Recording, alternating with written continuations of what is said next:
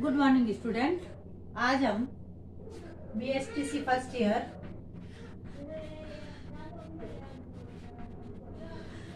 इसमें कला शिक्षा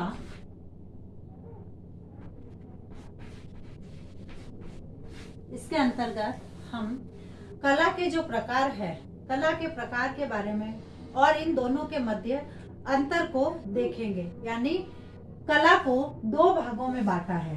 पहला ललित कला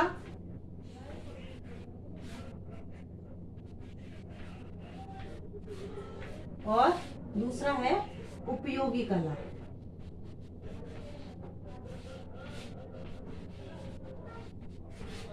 उपयोगी कला इन दो भागों में बांटा है। अब ललित कला के अंतर्गत जैसे ललित कलाओं का संबंध जो होता है वह सौंदर्य बोध, सांस्कृतिक विकास और आध्यात्मिक चेतना से होता है। इस वर्ग में चित्रकला,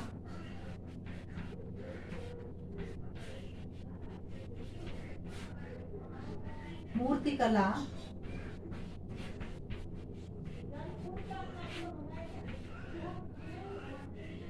स्थापत्य कला,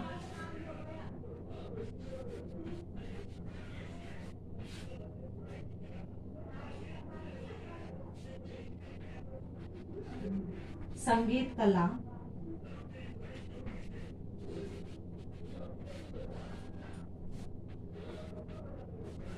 ये सब जो कलाएं आती है वह ललित कला के अंतर्गत आती है। अब जो उपयोगी कला है, उपयोगी कला यानी वह कला जिसमें उपयोगी वस्तुओं का निर्माण होता है, जो सीधे साधे व्यक्ति की दैनिक जीवन की आवश्यकताओं या आवश्यक वस्तुओं से जुड़ी होती है। इसमें जैसे सुथारी, लुहारी, जो लुहारी, कुम्हारी,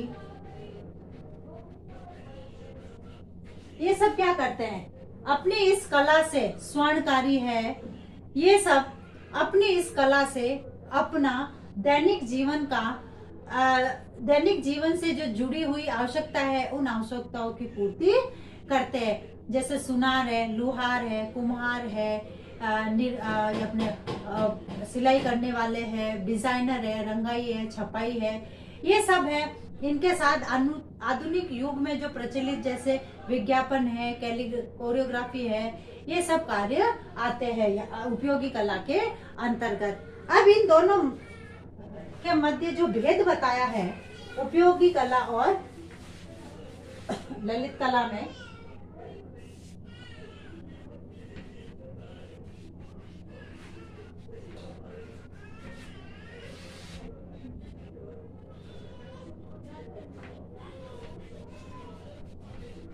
उपयोगी कला, अब इन दोनों में अंतर बताया है। अब उपयोगी ललित कला जो है वह हमारी मानसिक आवश्यकताओं की पूर्ति करता है। मानसिक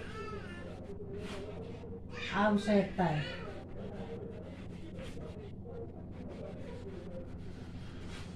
मानसिक आवश्यकताओं की पूर्ति करता है, क्योंकि ये ललित कला जो है वह देखने में सुंदर होती है, इसलिए हमें मानसिक आवश्यकता और मानसिक शांति प्रदान करता है। और ये उपयोगी कला जो है दैनिक जीवन की जो आवश्यकताएं होती है, दैनिक जीवन की आवश्यकताएं,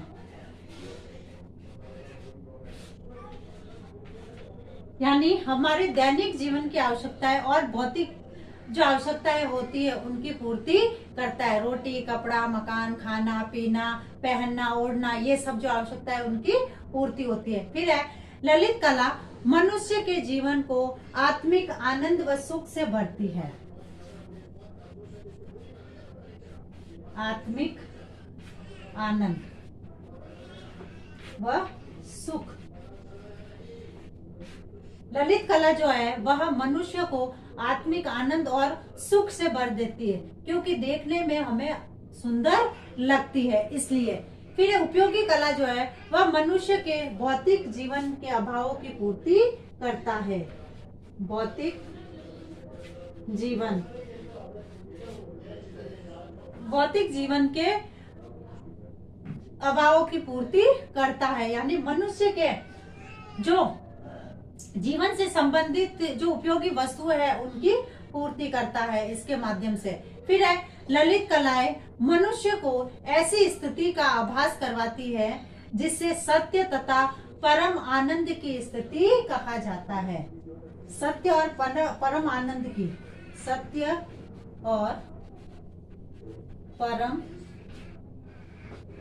आनंद, मतलब इसके माध्यम से जो हमें सत्य और एक आनंद की अनुभूति होती है। फिर है उपयोगी कलाओं का व्यवहार पूर्णतया व्यवसायिक व केवल भौतिक जगत से ही होता है, क्योंकि व्यवसायिक, इसमें व्यवहार कैसा होता है? व्यवसायिक, क्योंकि इसमें जो व्यक्ति अपनी कला द्वारा जो चीजें बनाते हैं वह व्यवसाय के रूप में काम में लेते, उनको बेचते आगे, इसलिए ये जो है व्यवसायिक व्यवहार में पूर्णतः व्यवसायिक और भौतिक जगत से ही जुड़ी हुई होती है। फिर है ललित कलाएं कल्पना के संयोग का सृजन करती है, सृजन ही इन कलाओं का सार होता है, यानी ललित कला के माध्यम से हमारी जो कल्पनाएं हैं उस कल्पना का सृजन होता है और यही कल्पना हमारी जो कलाओं का सार होता है, क्योंकि जब तक व्यक्ति कल्पना नहीं करेगा तो वह अपनी कल्पनाओं को साकार रूप नहीं दे सकता।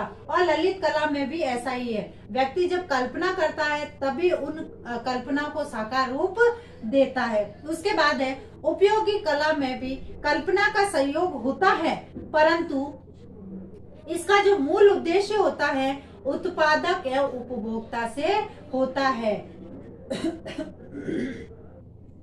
उत्पादक और उपभोक्ता से होता है और उत्पादक और उपभोक्ता के मध्य ये कलाएं एक सेतु का, एक बांध का काम करती है। यह व्यावसायिक उत्पादन एवं बिक्री से संबंधित होता है, यानी जो चीज बनाएगा उसको बेचेगा। इस प्रकार से ललित कला और उपयोगी कला का मनुष्य जीवन में, मानव जीवन में बहुत अधिक महत्व है, क्योंकि कला के बिना मनुष्य को केवल पशु के समान माना है, इसलिए व्यक्ति के जीवन में इन कलाओं का होना अत्यधिक आवश्यक है। अब है आज का आपका गृह कार्य।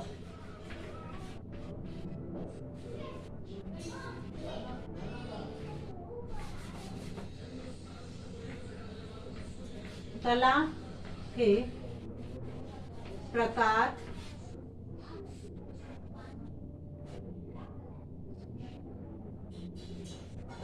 बताते